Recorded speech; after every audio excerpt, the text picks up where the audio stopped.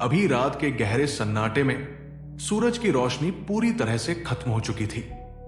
राजेश, जो एक truck driver था, अपने दिन भर के काम के बाद अपने ट्रक को लेकर एक लंबी यात्रा पर निकल पड़ा।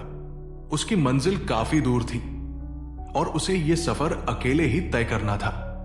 उसने अपने आप को यह यात्रा पूरी करने का भरोसा दिलाया था, क्योंकि वो हमेशा से एक साहसी और आत्मविश्वासी इंसान था। हाईवे पर गाड़ी चलाते हुए राजेश ने महसूस किया कि उसकी आंखों में भारीपन आ रहा था। लंबे समय तक गाड़ी चलाने की वजह से वो थका हुआ था, लेकिन उसे जल्द ही एक छोटे से गांव में रुककर आराम करने का मन था। हाईवे बिल्कुल सुनसान था, किसी तरह की आवाज नहीं, न कोई और कार और न कोई लोग। उसके ट्रक के इंजन की गड़गड़ाहट और उसकी गाड़ी के पहियों की आवाज ही अब सुनाई दे रही थी। बाहर की हवा ठंडी थी और अंधेरे के अलावा और कुछ नहीं था। राजेश ने अपनी खिड़की से बाहर देखा। दूर दूर तक केवल अंधेरा और एक सीधा रास्ता था।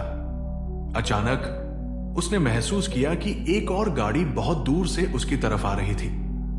शुरुआत में उसे लगा कि शायद ये और कोई यात्रा करने वाला व्यक्ति है, लेकिन जैसे जैसे वो गाड़ी पास आती गई, उसे कुछ अजीब सा महसूस हुआ।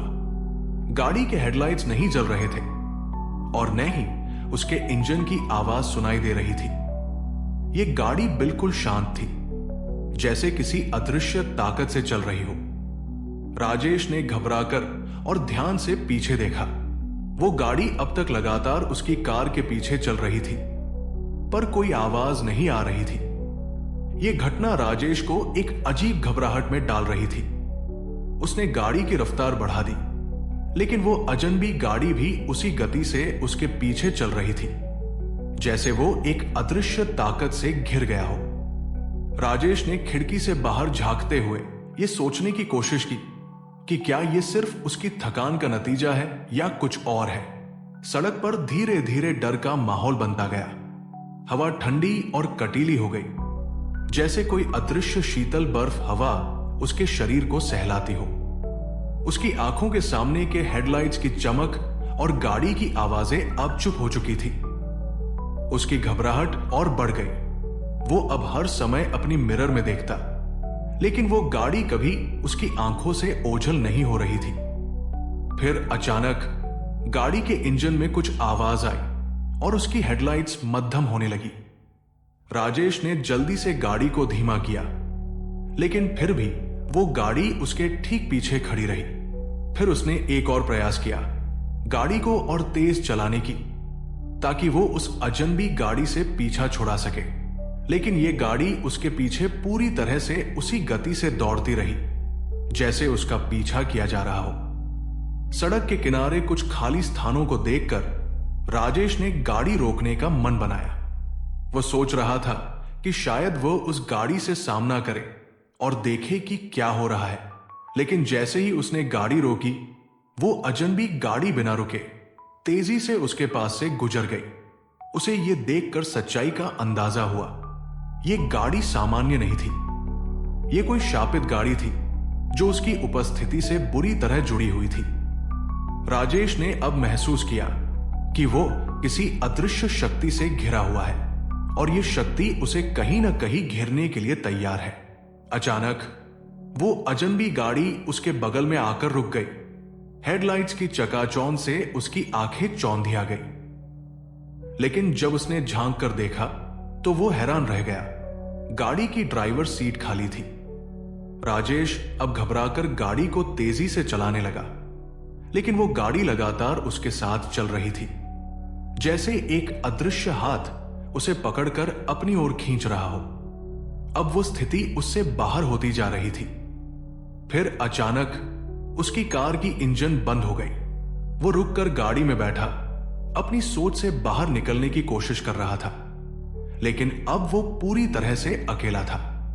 गाड़ी के पास वो अचानक एक भयानक कटा हुआ साया देखता है जो खाली गाड़ी के पास खड़ा था। यह भूतिया छवि धीरे धीरे उसकी ओर बढ़ने लगी। उस छवि से निकलने वाली आवाज जैसे कोई पुरानी खौफनाक गूंज हो, उसकी दिमाग में घुसने लगी। वो कभी नहीं भूल पाएगा वह आवाज, जो एक ठंडी बर्फीली आवाज जैसी थी, जैसे वो आवाज उसे किसी मृत व्यक्ति के कंठ से आ रही हो। राजेश अब समझ गया था कि वो सिर्फ किसी अजनबी गाड़ी के साथ नहीं है, वो एक खौफनाक यात्रा पर निकल चुका था। वो अब सोचने लगा कि ये जगह क्यों खौफनाक थी। क्या वह गाड़ी कोई भूतिया आत्मा थी जो इस हाईवे पर मर चुकी थी? कहीं ना कहीं वो याद करने लगा कि उसने इस जगह के बारे में कुछ सुना था।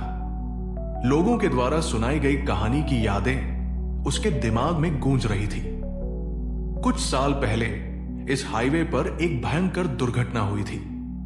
एक गाड़ी खतरनाक तरीके से लुढ़कते हुए सड़क से बाहर निकल गई थी और उसमें बैठे लोग मर गए थे। और यहीं से शुरू हुआ था इस सड़क का खौफनाक इतिहास। शायद वो अजनबी गाड़ी उस दुर्घटना के शिकारों की आत्मा का हिस्सा थी, जो इस सुनसान जगह पर घूम रही थी। राजेश ने अचानक महसूस किया कि वो केवल एक यात्री नहीं, बल्कि एक और भूतिया ड्राइवर बन चुका था। वो खुद अब इस सड़कों पर घूमने वाला एक आत्मा बन सकता था, जो इस हाईवे पर हमेशा के लिए फंसा रह जाएगा। जैसे जैसे वो गाड़ी की ओर बढ़ रहा था, वही अजनबी कार फिर उसके सामने आकर रुक गई। उसने देखा कि ड्राइवर की सीट में कोई नहीं था, लेकिन गाड़ी की हेडलाइट्स जल रही थी। अब राजेश को यह एहसास हुआ कि वो अब किसी के चक्कर में फंस चुका है। क्या वो भी अब उसी गाड़ी का हिस्सा बन चुका था? अंत में जैसे ही वो भागने की कोशिश करता है, गाड़ी के इंजन में अचानक एक आवाज आई। वो भागने के लिए गाड़ी को छोड़ देता है, लेकिन सड़कों पर सिर्फ अंधेरा है और वही भूतिया कार उसकी ओर बढ़ती जा रही है।